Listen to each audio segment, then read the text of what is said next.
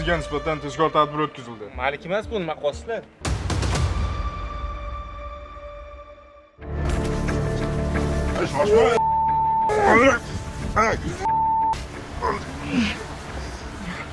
Nima bo'ldi? Qamatmasdan qo'yib yubar. O'rtoq, nima qilibsan bu yerda? Yaxshimi qalaysan, tuzumsan? Nimaga? Tinch, ishlaring yaxshimi? Shu yerdamisan? Shu yerdaman. Ha, kecha bir ishkal bo'lib qoluvdi. Bittasi ustimdan yozib yuborib, ekspertizaga chiqazib yuborgan ekan. Shu tanishlar yo'qmi? Shuni hal qilib bera olmaysanmi? O'zi qarzlaring ko'p, og'ayni. Mayli, qo'shib borardi. Tanishlar bor. Hal qilib berasanmi?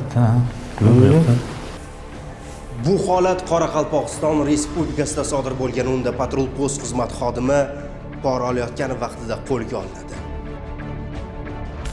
2001-yilda tug'ilgan fuqaro sodir etgan huquqbuzarligining jazo chorasini yengillashtirmoqchi bo'lib, har xil yechimlarni topishda o'zi ta'magirlik tuzog'iga tushib qolayotganligini sezadi.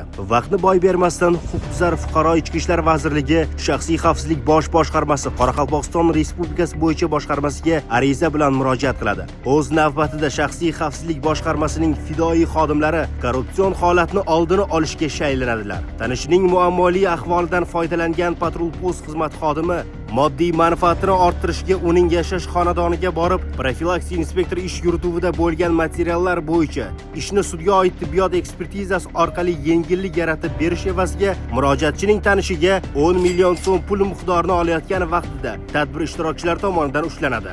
Mazkur holat yuzasidan post patrul xizmati xodimiga nisbatan O'zbekiston Respublikasi Jinoyat kodeksining 168-moddasi 3-qismi V bandi bilan jinoyat ishi qo'zg'atilib, uy qamog'i ehtiyot chorasi qo'llanilgan.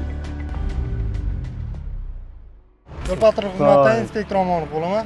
Nima hujjatlaringiz aka? Yo'q, olib ketibdi qamalni. Ichganmisiz? 50 gram qamaldi. Kelishilgan. Aka, siz ichki ishlar organlari xodimiga pora taklif qilyapsiz. Bu holatingiz jinoiy javobgarlikka tortilishiga sabab bo'ladi, akajon.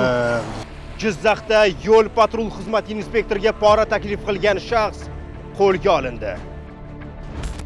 Zomin tumanidagi Mashal chorrahasida harakatlanib kelayotgan Damas rusumli avtotransport vositasi yo'l belgilariga amal qilmasdan kelayotgan vaqtida yo'l patrul xizmati inspektor tomonidan to'xtatilib, haydovchiga nisbatan O'zbekiston Respublikasi ma'muriy javobgarlik to'g'risidagi kodeksning 131-moddasi 1-qismiga asosan ma'muriy bayonnoma rasmiylashtirish jarayonida qoidabuzar spirtli ichimlik iste'mol qilib avtoulovni boshqarib kelayotganligi ma'lum bo'ldi.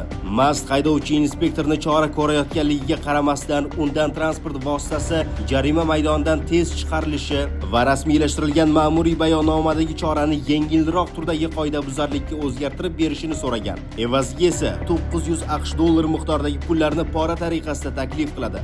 O'z navbatida xodim Jinoyat kodeksining 211-moddasida ko'rsatilgan jinoiy javobgarlik mavjudligi haqida Damas haydovchisini bir necha marotaba ogohlantirishiga qaramasdan pora taklifi to'xtamaydi.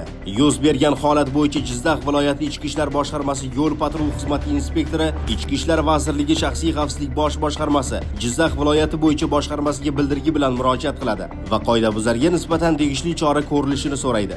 Bildirgi asosida viloyat shaxsiy xavfsizlik boshqarmasi xodimlari tomonidan o'tkazilgan tezkor tadbir davomida Damas haydovchisi kichik yo'l patrul xizmati inspektoriga ma'muriy bayonnomani o'zgartirish hamda transport vositasini jarima maydonidan chiqarib berish evaziga 900 AQSh dollari miqdoridagi pullarni pora tariqasida bergan vaqtida tadbir ishtirokchilari tomonidan ashyoviy dalillar bilan ushlangan. Mazkur holat yuzasidan 1994-yilda tug'ilgan shaxsga nisbatan O'zbekiston Respublikasi Jinoyat kodeksining 211-moddasi 1-qismi bilan jinoyat ishi qo'zg'atilib, hozirda tergov harakatlari olib borilmoqda.